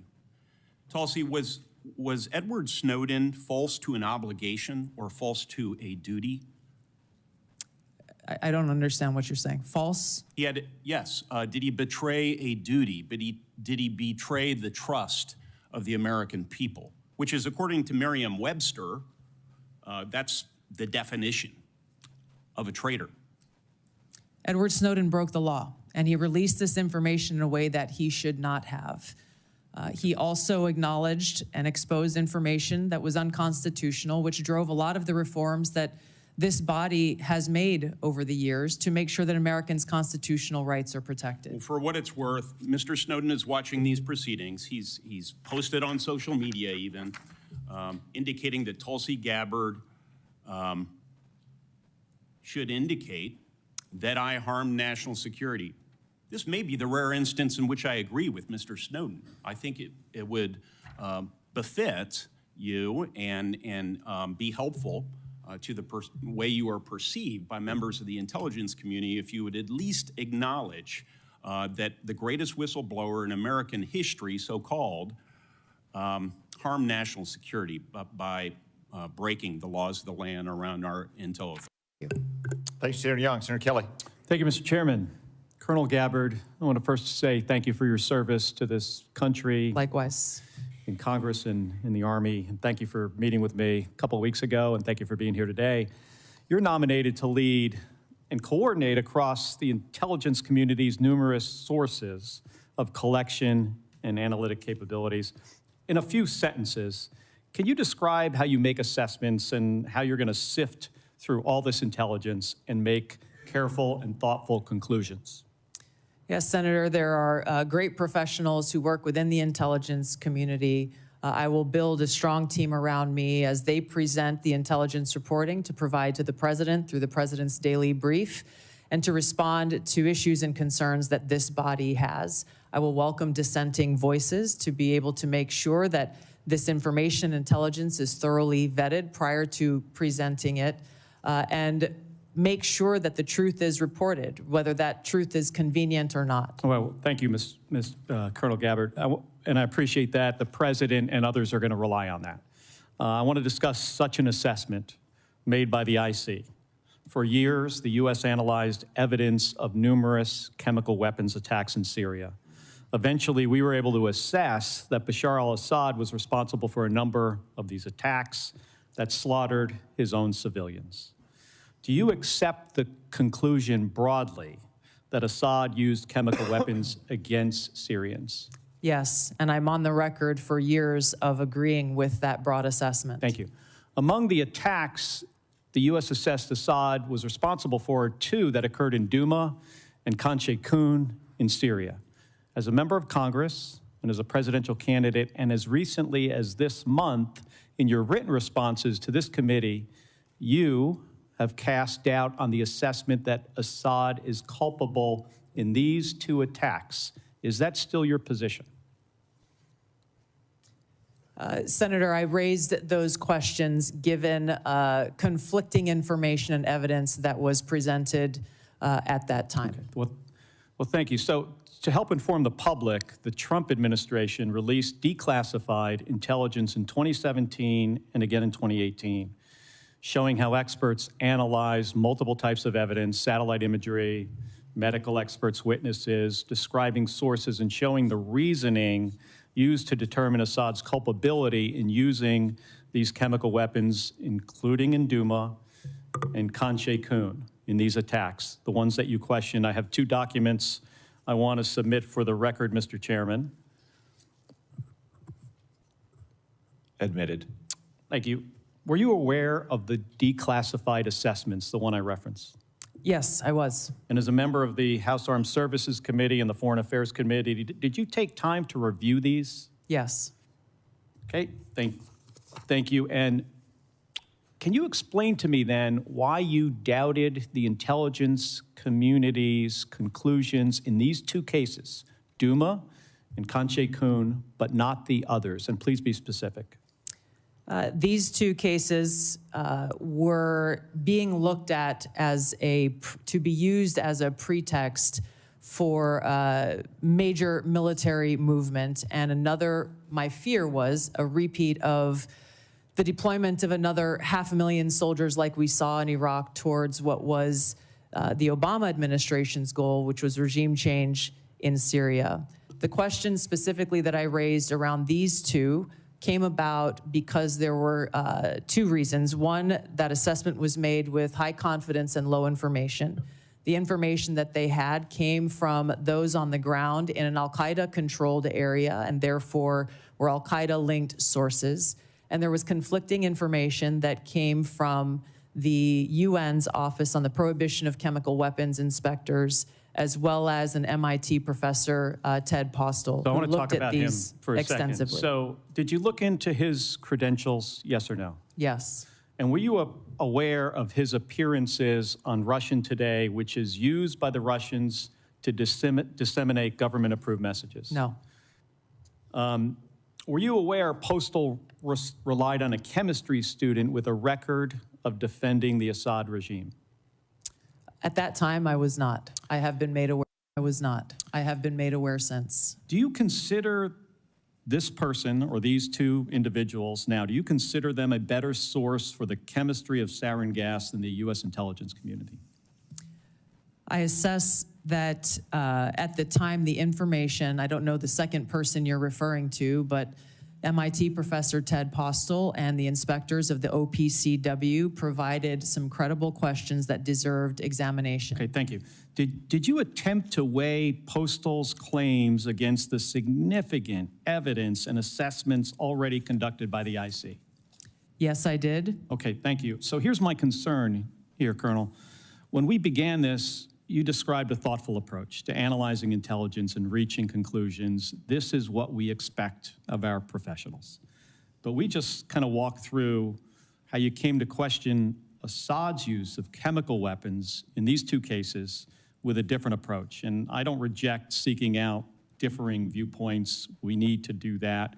But you started from a place of doubting the conclusions of the U.S. intelligence community, and then you sought out information that confirmed your viewpoint. That led you to embrace the opinions of two individuals that I think we disagree on this. You think they had expertise, I do not, and others do not. But these individuals were sympathetic to Russia and the Assad regime. It also led you to minimize or discount the overwhelmingly information that contradicted your viewpoint, including the expert assessments of our own intelligence community. And they don't get it right 100% of the time. I get that. But what I have seen makes it clear that at the same time that you were skeptical of our intelligence community's assessments, you would not apply the same skepticism to information that came from sympathizers of Russia and Assad. And I think that's something that we should all be concerned about. Thank you, and I'm sorry for going over my time. Thank you, Senator Kelly.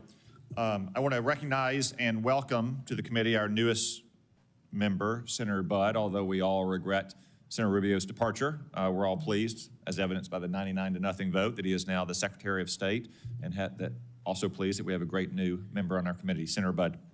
Thank you, Mr. Chairman. I'm grateful for your leadership here as well. Colonel Gabbard, great to see you again. I enjoyed meeting you in my office a while back, and I've enjoyed our friendship and our time serving together in the U.S. House. So as you know, Section 3023 of Title 50 states any individual nominated for appointment as DNI shall have extensive national security expertise. You served 4 terms as a member of the House of Representatives, which is a constitutional office, and throughout your tenure, you were a member of the Armed Services Committee and the Foreign Affairs Committee. Is that correct? Yes, Senator. You also served over 2 decades in the U.S. Army, including holding commands at multiple levels and served through administrations of both political parties. Is that correct? Yes, Senator. Throughout your time in the U.S. House and in the Army, you've been both a consumer of intelligence and a policymaker. How important is it for the intelligence community to provide timely, relevant, factual, and objective intelligence to policymakers? Senator, it is nothing less than a matter of our national security. Too often in the multitude of intelligence failures that our country has seen, that objective has not been met.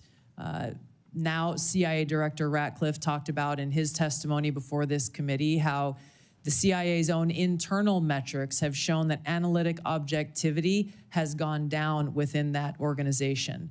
This is the very kind of thing that I would seek to address if confirmed as Director of National Intelligence, is ensuring that politics, biases, or personal views are checked at the door. I would lead by example by doing it myself, and ensuring that that intelligence analysis and reporting meets the objective that the President and Congress requires, which is no politics, no personal abuses, and making sure that that objectivity in a timely, relevant fashion is brought to the President so that we can get ahead of problems in ensuring our national security rather than being caught on our heels and being forced to respond to them.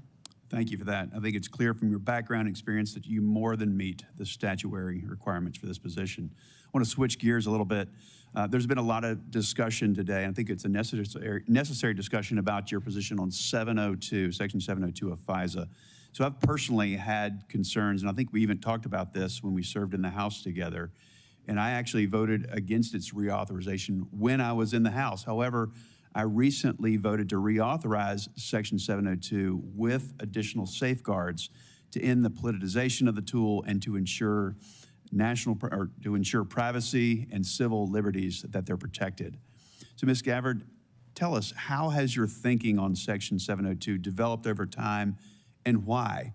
And if confirmed, what will you do to ensure that this new statutory safeguards, that they're fully implemented? Well, Senator, as you pointed out, many of the concerns that we raised when we served in the House of Representatives were centered around the lack of safeguards to protect Americans' Fourth Amendment rights and civil liberties as it pertains to searching of U.S. persons with that incidental collection that occurs under 702. You and I both know and agree that the national security capability that is provided by Section 702 that enables this foreign surveillance on non-U.S. persons overseas is critical, period. My commitment is to make sure that our national security tools are maintained to fulfill that requirement while also protecting Americans' Fourth Amendment rights and protection against unlawful search and seizure. There are a number of those reforms that you referenced, such as the prohibition of abouts collection, which we brought up when we served in the House, making sure that 100% of U.S. persons by the FBI on this incidental collection are reviewed by the Attorney General herself. There are a number of other reforms that I believe strengthen significantly those safeguards, a number of them that I had worked to try to bring into place when I was in the House of Representatives. I look forward, if confirmed as Director of National Intelligence, to overseeing and assessing the implementation of these reforms and reporting back to you as you begin to consider next year's reauthorization and meeting that mark of ensuring our security and upholding Americans' Fourth Amendment protections. Thank you. Switching gears a little bit, talk briefly, if you will, about the dual task of simultaneously protecting whistleblowers and protecting classified information. Senator, there are more than sufficient legally protected routes for whistleblowers to come forward should they have concerns on any actions occurring within the intelligence community. I've spoken about the additional protections that I personally will put in place if confirmed as Director of National Intelligence, understanding the seriousness of protecting our nation's secrets, and one that I hold personally. Thank you. Chair. Thank you. Thank you, Senator Budd. I will recognize Senator Wicker, an ex officio member of our committee, which is Latin for so powerful a man he can go to any committee he wants and ask questions anytime. I look at it differently, Mr. Chairman. I think what you're saying is that I'm the only non-voting member of this committee that's here at this hearing, and I've been at an Armed Services Committee hearing most of the morning. Let me ask about something that happened a long time ago and something about something's happening right now. Colonel Gabbard, I was a member of the House of Representatives on 9/11, 2001. As a matter of fact, I was at the Pentagon that very morning when the attacks happened. Where were you when 9/11? We all remember where we were. Yes, I was in Hawaii. There was a 5 or 6 hour time difference. And so when I woke up that morning, it was several hours. And I remember the first thing I saw in waking up was that horrific footage of those airplanes attacking the Twin Towers in New York City. And I think you obviously have read a lot about it during the 24 plus years since that, and most Americans have. There's a general consensus that there was a massive intelligence failure that's caught us all by surprise, even though the World Trade Center had been attacked earlier. Do you think stovepiping was a problem in our intelligence failure? There's no question about it, Senator. Oh, okay.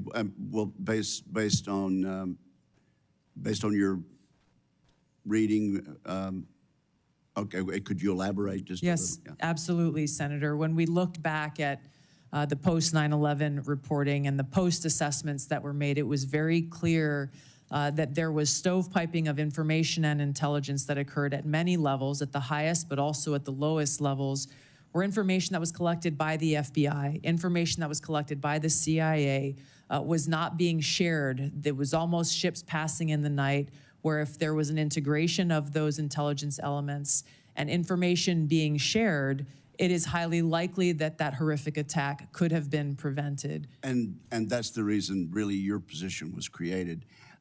There's been some discussion this morning. I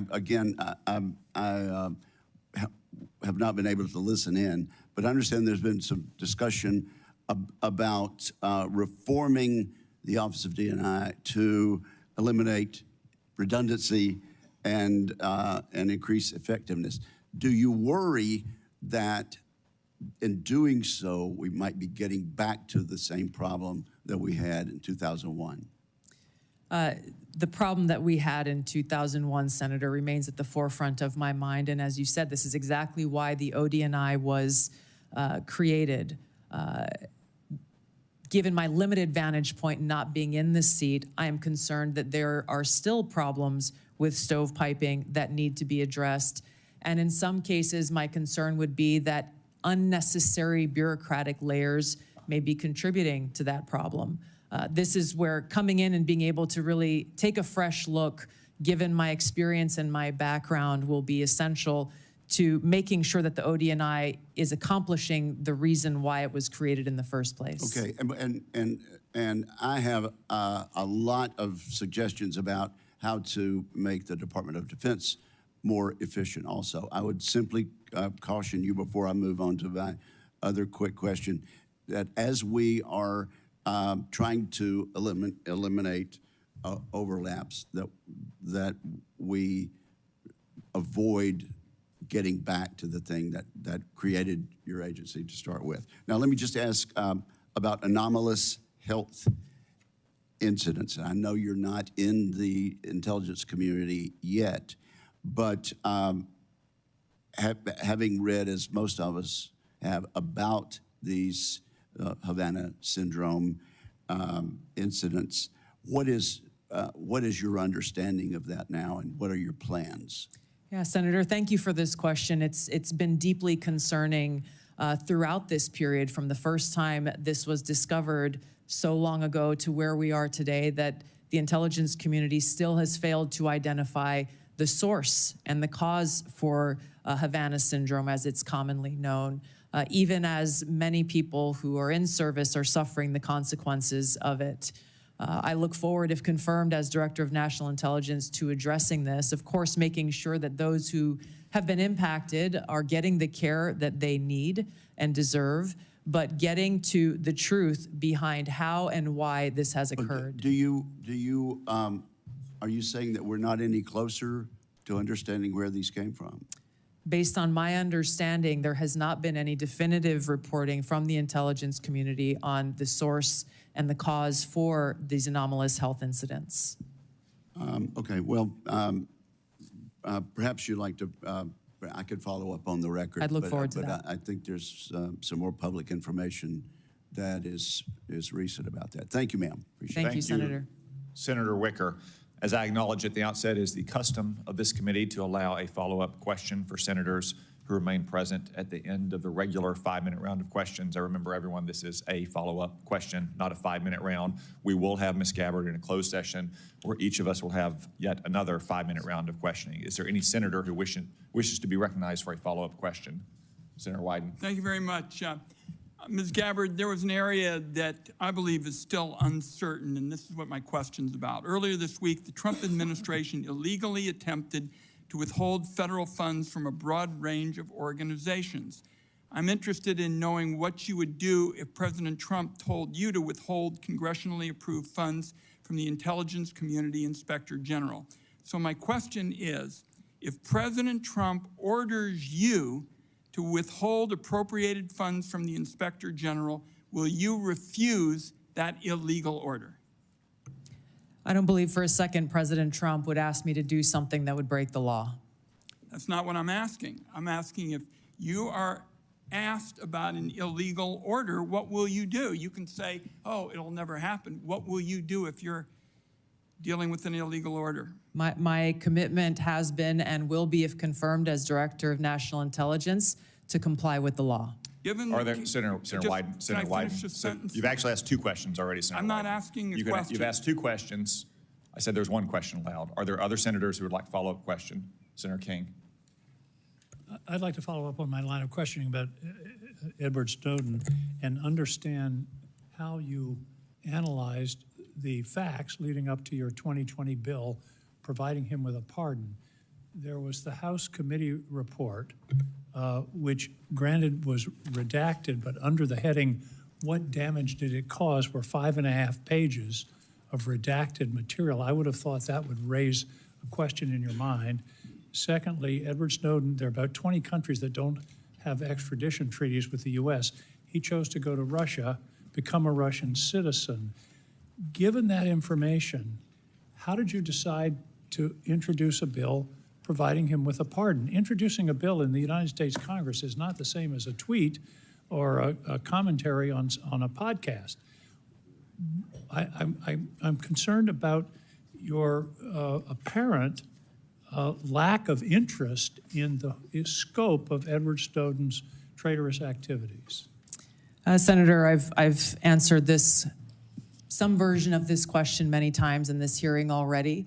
My foremost concern has been, remains, and will continue to be in upholding my oath to the Constitution to support and defend Americans' Fourth Amendment constitutional rights. If confirmed as Director of National Intelligence, I'm committed to ensuring that we protect our nation's secrets by implementing a number of actions I've outlined so that those who have concerns about programs within our intelligence community, that we don't have another Snowden-like leak, and they are able to raise those concerns either directly with Congress or through any one of a number of legal paths that are available.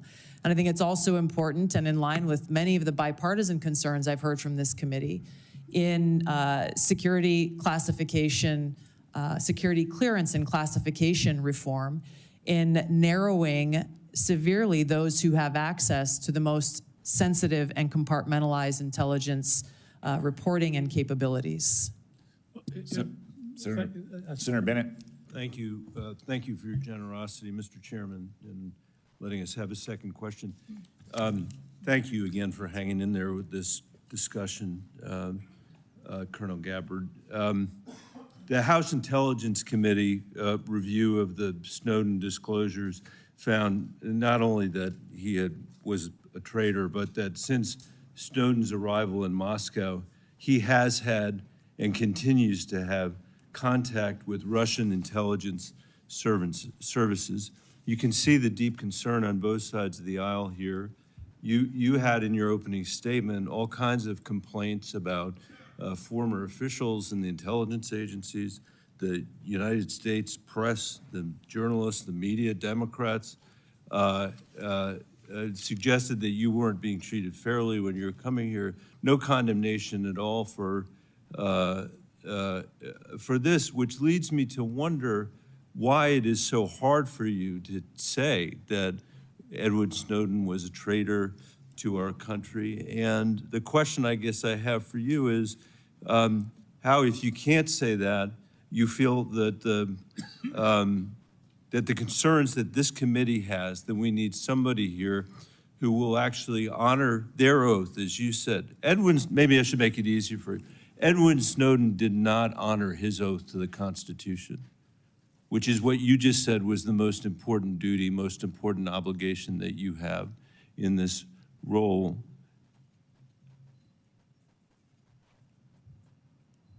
Why is he being treated like a folk hero by you instead of the traitor that he was? Senator, as I said, my focus and what should be of relevance to all of you and everyone watching is what I will do as Director of National Intelligence to work with you to make sure there's not another Snowden-like leak, given the paramount importance of our national security and keeping our nation's secrets. I've laid out a number of ways that I intend to do that if confirmed in fulfilling my responsibility in this role. Thank you, Mr. Chairman. Senator Gillibrand. Thank you, Mr. Chairman. I just wanted to continue along with regard to China because it's such an important part of your portfolio. And I know on armed services, you've had hearings over the last 15 years about their architecture and how they're building up space capabilities, sea capabilities, Air Force capabilities, every type of capability they possibly could. And that aligned with their malign foreign influence and with their ambition with regard to Taiwan. It just creates a very dangerous scenario and concerning one. And so I wanted to ask you about Japan, because recently, about a year and a half ago, 13 months ago, you said that you didn't think it was wise to allow Japan to build up their own defense architecture. And you thought it was short-sighted. Can you speak a little bit about that? Because our alliance with Japan is so important in our ability to defend against malign activities of China, not only geographically, but because for the last 50 years, they've been close allies, allies that we rely on. We share intelligence, we share operations. They are a great ally. So what was your concern about? And have you had any views that have shifted in that regard? Yeah, thank you for the question, Senator. I agree. Japan has been a strong ally of the United States in a different capacity as a member of the Hawaii National Guard. I've gone and conducted training missions in Japan with the Japanese Self-Defense Force. Their forces and their constitution has been primarily focused on self-defense.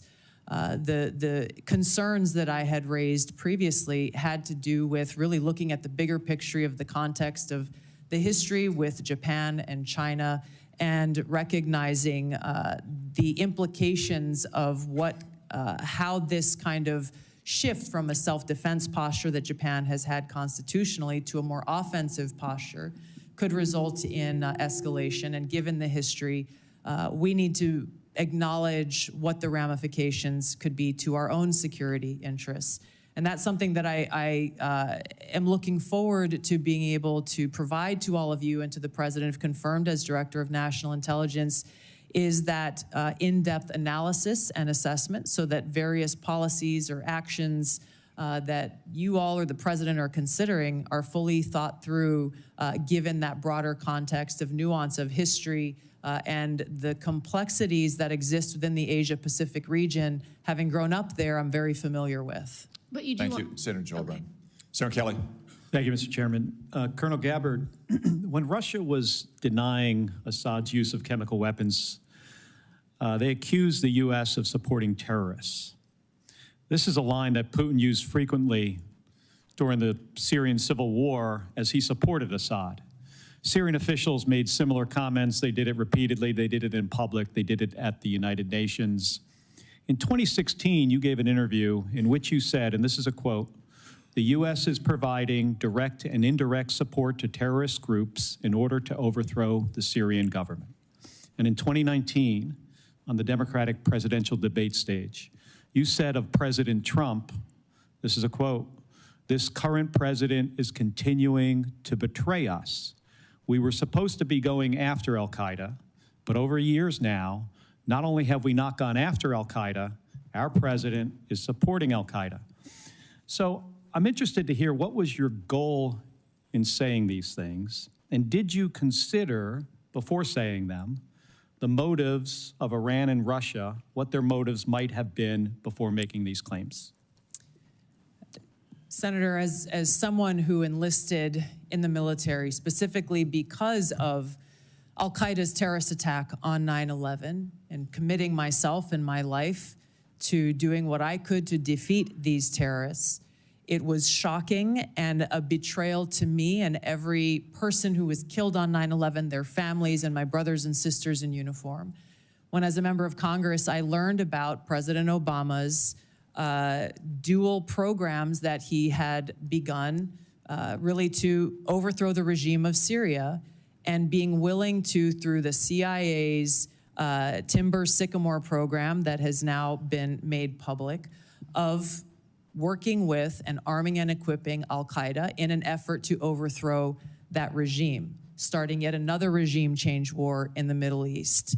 DoD Train and Equip program, again, begun under President Obama, is widely been known, looked at, and studied, that ultimately resulted in over $500 million being used to train who they called moderate rebels, but were actually fighters working with and aligned with al-Qaeda's affiliate on the ground in Syria. all to move forward with their regime change and not acknowledging what was obvious at the time and what has unfortunately borne true, which was that a regime change war in Syria, much like the regime change wars in Iraq, the toppling of Gaddafi and Mubarak, while these are all dictators, would likely result in the rise of Islamist extremists like Al-Qaeda taking power. I shed no tears for the fall of the Assad regime, but today we have an Islamist extremist who is now in charge of Syria, as I said, who danced on the streets to celebrate the 9/11 attack, who ruled over Idlib with an Islamist extremist governance, and who has already begun to persecute and kill and arrest religious minorities like Christians in Syria. I understand. Why that should be acceptable to anyone is beyond me. It shouldn't is be. certainly and not I understand, in our and interest. I appreciate your answer, and thank you. My concern has to do with the tendency to repeat Russian and Syrian, and even in some cases, I think we'll get into in the closed session, Iranian information, and to discount what comes from our intelligence community. Senator, every American deserves to know that people in our own government were providing support to our sworn enemy, Al-Qaeda. That should not be acceptable by anyone. Thank you, Senator Kelly, Ms. Gabbard. In conclusion, Senator Warner. Yeah, thank you, Mr. Chairman. You know, one of the things I love about this committee, and I know folks who are here from Ms. Gabbard may not fully realize, but this has always been a bipartisan committee. And you know, my friend Richard Burr, who said we always kind of followed the truth. One of the things I was always proud of in the very challenging Russia investigation was, you know, people would come in, they didn't know whether the staffer was a Democrat or Republican, because we were all looking out for the same thing. Ms. Gabbard, I support and commend you for your service.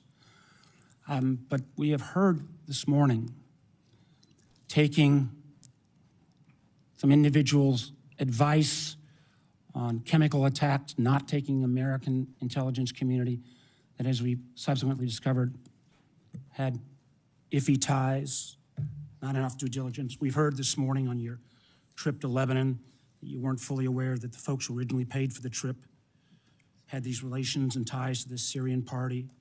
I know I've asked you, and I understand on the trip that you said you met with Shia religious figures and you didn't know who were there, who they were. I can understand that, although I can't imagine Shia religious figures that in the Bekaa Valley that didn't have ties to Hezbollah. And we can have a difference of opinion on TikTok. The chairman and I feel very strongly that it is a national security threat. On 702, I'm candidly confused. I thought you answered Senator Wyden you're in favor of a warrant. Senator Cornyn, I thought you backed off of that. And then on Edward Snowden, you won't back off of Brave. You won't back off of your legislation. You won't call him a traitor. And I think, again, about this is being watched by our allies around the world. I think even RT's been tweeting about it today, blasting me. And the men and women of the intelligence community. I don't know how they're going to have confidence that if under your leadership, if somebody else stepped out, that you wouldn't take the same position that you've not walked away from on Mr. Snowden. So I guess my last question, and this is one I think was in some of the press, and I believe you and your husband took a trip to Rome last summer. And you know, I'm not talking about the conference. I think you didn't ask who paid for the trip. I just want to get this off the record right now. Not if you and your husband reimbursed, but did you pay for the trip in the outset, or There was a nonprofit organization that was coordinating with the Vatican to set up this meeting that was centered around peace and security interests in the Western Hemisphere. I'm not going to go into that. I just want to just make sure. So you didn't understand your trip was paid for by a gentleman named Pierre Louvarier and the Clementi Foundation? The nonprofit, my understanding, was paid for the trip. Mr. Louvarier has enormous ties to Konstantin Malovov. I'm mispronouncing his name, but who is somebody that America has sanctioned. I imagine we can get into this in the classified hearing, but again, the due diligence that's required before you take these trips or make these assumptions is something that I find very troubling. Thank you, Mr. Chairman. Thank you, Senator Warner. I would also note that that same New York Times story reported that there's no indication that Ms. Gabbard did anything wrong on that trip. Ms. Gabbard, thank you for your time and for your testimony. Thank you, most importantly, for your service to our nation. As I said at the outset, it's no secret that this nomination has generated more attention and interest than most nominees before this committee. We have received a large number of statements, letters, and other such materials in support of and in opposition to Ms. Gabbard's nomination. I will submit all of those for the record. For the benefit of senators, it is also my intention to hold a committee vote on Ms. Gabbard's nomination as soon as possible. Therefore, for planning purposes, any senator who wishes to submit questions for the record after today's hearing, please do so by close of business tomorrow. That is Friday, January 31st, 5 p.m. Eastern Time. Now, let me explain what will happen next. Committee security and Mrs. Gabbard's security will escort her and her immediate party out of this room through the door behind me. Everyone else will remain seated in this room. The Capitol Police will secure that door so no one else leaves this room until Ms. Gabbard has reached her break room in preparation for the closed session. We will convene in that closed session in approximately 30 minutes at 1:10 p.m. This open session is adjourned.